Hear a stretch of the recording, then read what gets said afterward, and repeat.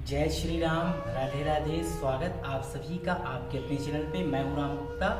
तो हर दिन की भांति आज हम साईनाथ महाराज को श्रीमद् भागवत वृहद सचित सुख सागर के द्वितीय स्कंद का जो अध्याय है हम उसे बाबा को सुनाने जा रहे हैं। द्वितीय स्कंद का 8वां अध्याय। श्री सुखदेव जी से राजा परीक्षित का धर्म, वेद, पुराण एवं योगाभ्यास के विषय में वृत्तांत पूछना इस अध्याय का मकसद है। तो इस बाबर कथा को प्रारंभ करने से पहले एक बार आप सभी मिलकर भगवान वासुदेव जी की जय बोलेंगे। हम संसार में फैली इस महामारी को भगवान वासुदेव जी खत्म करें, इसलिए हम इसका अध्याय का पाठ कर रहे हैं। सबके जीवन में खुशियां आए, सबके संकट को काटे भगवान वासुदेव जी।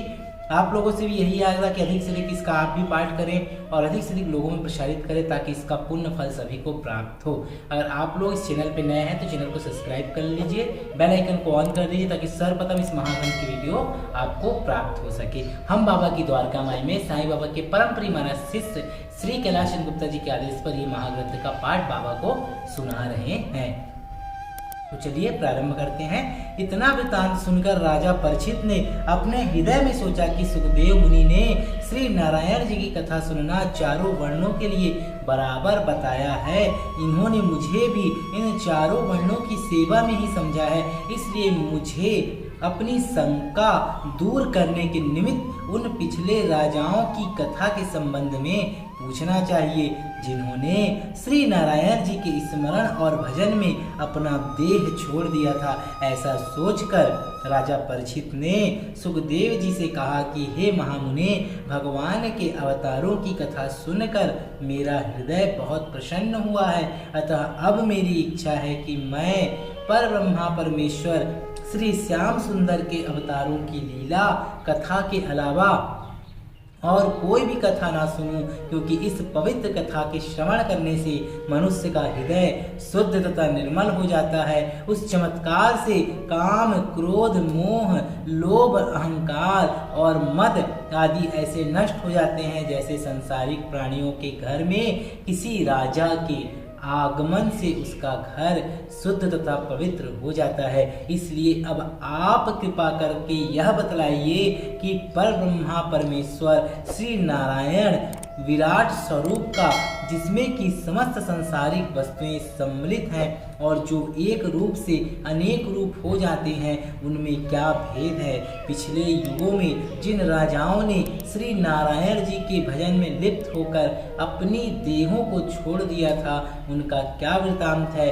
समस्त तत्वों की संख्या, श्री नारायण जी की पूजन विधि, वेद का धर्म एवं स्वरूप, शास्त्र पुराणों का महात्म्य, महाप्रलय का वृतांत, यज्ञादि की विधि, ब्रह्मांड और ऋषि मुनियों का वृतांत, प्राणियों के नरक से निकलने की विधि, पाप एवं अधर्म करने से प्राणी, माया अधर्म करने वालों की मृत्यु के बाद का परिणाम, संसार में कौन सा कर्म करने से प्राणी माया जाल में फंसता है इसका वृतांत, और किन कर्मों के करने से मोक्ष प्राप्त होता है, इन सब बातों के विषय में भी मुझे बताने की कृपा करें। यह सुनकर श्री सुखदेव जी ने कहा कि हे राजन, मनुष्य शरीर पाना बड़ा कठिन है और जो प्राणी मनुष्य शरीर पाकर भी श्री नारायण जी का स्मरण तथा कीर्तन नहीं करता, उसे पछताने के अतिरिक्त और कुछ नहीं मिलता है।